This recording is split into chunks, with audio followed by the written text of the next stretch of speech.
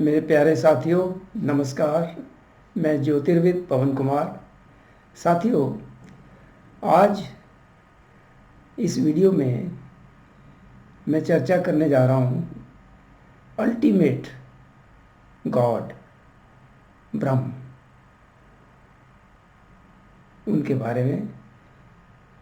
इस चर्चा से आपको बहुत कुछ पता चलेगा अल्टीमेट सत्ता के बारे में और जीवन के बारे में। आध्यात्मिक सेंस में काफ़ी कुछ आपको ज्ञान मिलेगा। सबसे पहले मैं ये स्पष्ट करना चाहूँ कि शब्द ब्रह्म और ब्रह्मा ये अलग शब्द हैं, इनके अलग मीनिंग है। कई जगह कन्फ्यूजन क्रिएट किया गया है, ब्रह्म की जगह ब्रह्मा यूज़ किया गया है। तो मैं चाहता हूँ कि मैं इस वीडियो में, जब हम ब्रह्म की बात कर रहे हैं, अल्टीमेट सत्ता की बात कर रहे हैं, तो मैं इन दो शब्दों में जो क्या भेद है, क्या अंतर है, वो समझना भी बड़ा ज़रूरी है। देखिए, ब्रह्म जो शब्द है, ब्रह्म, वो हमारे वेदों से आया है और वो पॉइंट कर रहा है अल्टीमेट सत्ता के बारे में, जिसको आदि शंकराचार्य जी ने अपने निर्वाण षटकम में शिवोहम शिवोहम शिवोहम कहा है। उसको शिव भी कह सकते हो, अल्टीमेट सत्ता जो है, परम पुरुष। तो वो उनके लिए शब्द है ब्रह्म, ना कि ब्रह्मा। इंग्लिश में बात करते हैं कि अगर ब्रह्मन भी बोल देते हैं तो ब्रह्म, ब्रह्मा नहीं। ब्रह्मा जो शब्द है वो जो ट्रिनिटी है, ब्रह्मा विष्णु महेश, वहाँ पे कैरेक्टर आ जाता है। वो एक पर्सोनिफिकेशन हो जाती है उस फोर्स की, उस पावर की जो क्रिएट करती है, ब्रह्मा। तो उम्मीद है आपको इसमें जो भेद है ये पता चल गया होगा। देखिए, जो परम सत्ता, यानी कि जब मैंने कहा ब्रह्म या शिव, हमारे जो उपनिषद हैं, 108 उपनिषद हैं, ये तो आप जानते हो। उसमें एक तैत्तिरीय उपनिषद है। तैत्तिरीय उपनिषद में बड़ी ही अच्छी परिभाषा दी गई है अल्टीमेट पावर की, गॉड। 3 ही शब्द हैं, लेकिन उनमें ही उनकी जो डेफिनेशन है वो समाई हुई है।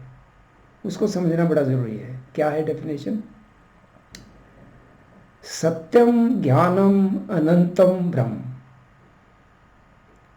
जो अल्टीमेट पावर है उसके 3 गुण मुख्य हैं। सत्यम, सत्य जो हम शब्द यूज़ करते हैं संस्कृत में, उसका मतलब है ट्रू, जो रियल है, एग्जिस्टिंग है, ऑथेंटिक है, जेन्युइन है, सत्य। तो वो सत्य है, ट्रू है, रियल है, एग्जिस्टिंग है, हमेशा है। सत्यम। ज्ञानम, ज्ञान शब्द यानी कि नॉलेज, बल्कि मैं तो कहूँगा वो तो ज्ञान का स्रोत है, सोर्स है। सभी ज्ञान जो आ रहा है कहाँ से आ रहा है? मनुष्य कहे कि ये चीज़ ये मैंने खोज करी है, ये इन्वेंशन या डिस्कवरी है, मेरा है, ये ज्ञान मेरा है, लेकिन वो ज्ञान आ कहाँ से रहा है? जब और ध्यान में गहरे जाओगे ना, तो फिर ये आपकी क्रिएशन नहीं है। कहाँ से आ रहा है? ज्ञान का सोर्स वही है, ब्रह्म, अल्टीमेट पावर जो है। सत्यम ज्ञानम अनंतम। अब ये जो तीसरा शब्द है अनंतम, इसको समझने की बहुत ज़रूरत है, इसमें बड़ी बारीकी है। अनंतम शब्द जो है उसका मतलब है, अंग्रेजी में बोलते हैं इन्फिनिट। यानी कि एक तो होता है जिसका कुछ अंत हो, और एक है जो अंतहीन है, अनंतम, इन्फिनिट। इन्फिनिट शब्द जो है मैथमेटिक्स में आप यूज़ करते हो, लेकिन यहाँ आध्यात्मिक सेंस में इन्फिनिटी का मतलब कुछ और है। मैथमेटिकल इन्फिनिटी का अलग एक अभिप्राय है, यहाँ नहीं है। कैसे? तो आइए इस इन्फिनिट अनंतम शब्द को और हम इसका विश्लेषण करें। देखिए, हमारा जो ज्ञान है, फिलॉसफी है, वेदांत, वेदों की जो है, उसके अनुसार कोई भी चीज़ अनंत तभी हो सकती है जब उसके जो तीन पहलू हैं उन तीनों में वो अनंत हो। क्या? कि एक तो वो स्पेस, दूसरा टाइम और तीसरा है फॉर्म। यानी कि हिंदी में बात करें तो एक तो स्थान है, कोई भी चीज़ है वो स्थान, उसके लिए स्थान चाहिए, स्पेस चाहिए, स्पेस में है वो, तो स्थान के रूप में वो अनंत हो। टाइम समय के रूप में, यानी कि कोई समय ऐसा नहीं जब वो नहीं था, वो चीज़ नहीं थी, और कोई समय ऐसा नहीं आने वाला जब वो नहीं होगा वो चीज़, कोई भी चीज़ है। तभी हम कह सकते हैं कि वो समय के अनुसार भी अनंत है, स्पेस के अनुसार भी, स्थान के अनुसार भी। कोई जगह ऐसी नहीं जहाँ वो नहीं है। परम सत्ता की बात करते हैं ना, कि भाई जो परम सत्ता है, जो ब्रह्म है, शिव है, वो सब जगह है। ओमनी प्रेजेंट अंग्रेजी में शब्द यूज़ किया गया, यानी कि कोई ऐसी स्थान नहीं है जहाँ वो नहीं है। तो स्पेस, स्थान के अभिप्राय में वो अनंत है। समय, कोई समय ऐसा नहीं था जब वो सत्ता नहीं थी, और ना ही कोई समय ऐसा आएगा कभी जब वो सत्ता नहीं होगी, हमेशा है, नित्य है। उसको अंग्रेजी में बोलते हैं इटर्नल। इटर्नल शब्द जो है वो, उसका मतलब यही है कि वो हमेशा नित्य है, शाश्वत है। तो तीसरा है फॉर्म, यानी कि कोई वस्तु है, जैसे उसके कोई शेप है, नाम है, फॉर्म है। अब आप इस चीज़ को थोड़ा और बारीकी में समझने की ज़रूरत है कि फॉर्म, आप तो कहोगे भी क्रिएशन तो बहुत कुछ है, फॉर्म्स बहुत चीज़ें हैं। जैसे मैं वही बात कर रहा हूँ, ये लैपटॉप से कैमरा है, ये है टेबल लैंप है, ये कितनी वस्तुएं हैं, असंख्य हैं। तो आप कहोगे भी ये तो असंख्य हैं, इनमें कॉमन चीज़ क्या है? फिर कॉमन चीज़ एग्जिस्टेंस है। हर चीज़ एग्जिस्ट तो करती है ना। कोई भी मटेरियल चीज़ है वो टूट भी जाएगी तब भी मटेरियल रहेगा, यानी कि उसकी एग्जिस्टेंस के रूप में वो नित्य है, हमेशा है। तो इन्फिनिटी शब्द जो है, यानी कि अनंतम शब्द जो ब्रह्म के लिए यूज़ किया है, वो तीनों फॉर्म में, यानी कि स्पेस, टाइम एंड फॉर्म, यानी कि स्थान, समय और वस्तु के रूप में वो इन्फिनिट है। सब चीज़ है, बहुत कुछ क्रिएशन है, लेकिन वो एग्जिस्ट तो करती है ना। कॉमन चीज़, उसमें कॉमन चीज़ क्या है? एग्जिस्टेंस। एग्जिस्टेंस से बाहर तो नहीं। तो परम सत्ता जो है उसको इस डेफिनेशन से हम जान सकते हैं। अब देखिए, जब हम बात करते हैं कोई चीज़ अनंत, इन्फिनिटी, तो इन्फिनिटी दो नहीं हो सकती। कोई चीज़ अगर अनंत है तो इसका मतलब वो कोई जगह ऐसी है नहीं जहाँ दूसरी कोई चीज़ हो, तो दूसरी चीज़ का तो कोई सवाल ही नहीं पैदा होता।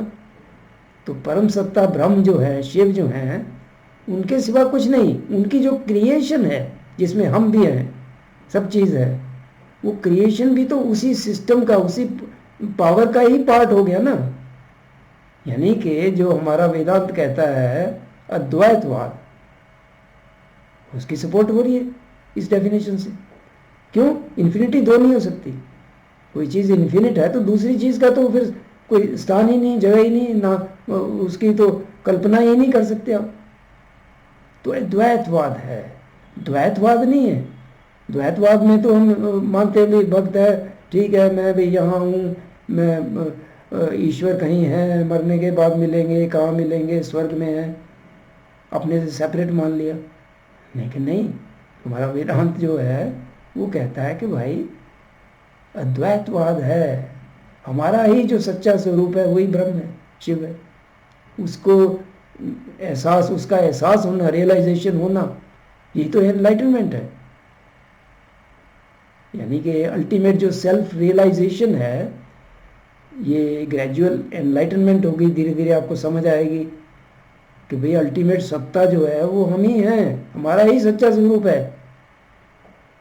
इस फॉर्म में नहीं, हम फिजिकल फॉर्म में लिमिटेशन है, हम अपने आप को शरीर और मन समझते हैं, इसमें नहीं।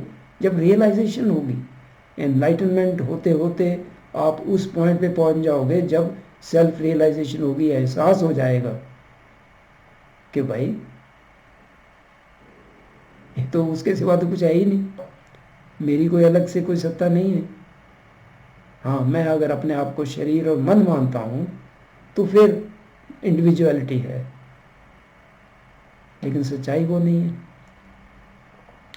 तो इस चीज़ को जानना समझना बड़ा ज़रूरी है, और ये शुरुआत होती है सबसे पहले आपको इतना ये एहसास हो जाए, ये थोड़ा सा ज्ञान जो मैं इसमें वीडियो में दे रहा हूँ कि आप ये शरीर और मन नहीं हो, उससे ऊपर जो हमें इस शरीर द्वारा फर्स्ट हैंड एक्सपीरियंस यानी कि अनुभव करवाता है हर चीज़, वो क्या है? कॉन्शियसनेस, अवेयरनेस, वही अल्टीमेट है। उसी से हमारा मन लाइट अप हो रहा है। मन जो है वो उसमें उसी की रोशनी से ही हम जो बात कर रहे हैं, सोचते हैं, सब चीज़ें। तो ये थोड़ा सा ज्ञान, फिर उसके बाद आप और गहरा जाओगे ज्ञान में, और फिर भक्ति पैदा होगी, यानी कि आपकी डिवोशन, फिर आप जानना चाहोगे उस अल्टीमेट पावर के बारे में, जानना चाहोगे और जानना चाहोगे और स्टडी करोगे और ध्यान में बैठोगे। फिर ये तो जब लगन लगेगी तो वो रियल भक्ति तो वो होगी ना। खाली दीपक जला दिया, अगरबत्ती जला दी, मंदिर में गए, टीका लगा लिया, वो भक्ति ठीक है, एक लेवल है वो भी। लेकिन जब आपके अंदर ये थोड़ा ज्ञान आएगा कि भाई अल्टीमेट पावर है, मैं उसको जानना चाहता हूँ, मैं उसको समझना चाहता हूँ, मैं रियलाइजेशन चाहता हूँ, फिर सच्ची भक्ति, सच्ची डिवोशन उसके प्रति तभी पैदा होगी अंदर। और फिर क्या होगा? फिर आप जो अलग अलग साधन हैं साधना के, प्राणायाम है, मेडिटेशन है, इंट्रोस्पेक्शन है, साथ में स्टडी भी है, तो वो उसमें और गहरा जाओगे। तो फिर ज्ञान, तो ज्ञान से ही फिर अल्टीमेट आपको एहसास होगा, अनुभव होगा, फर्स्ट हैंड एक्सपीरियंस होंगे, जिससे फिर आप सेल्फ रियलाइजेशन की ओर बढ़ते चले जाओगे। और फिर प्रभु कृपा से कभी आपको सेल्फ रियलाइजेशन भी होगी। उम्मीद है मेरे साथियों, इस वीडियो से जो मैं समझाना चाह रहा था आपको, कुछ बारीकियां हैं इसमें।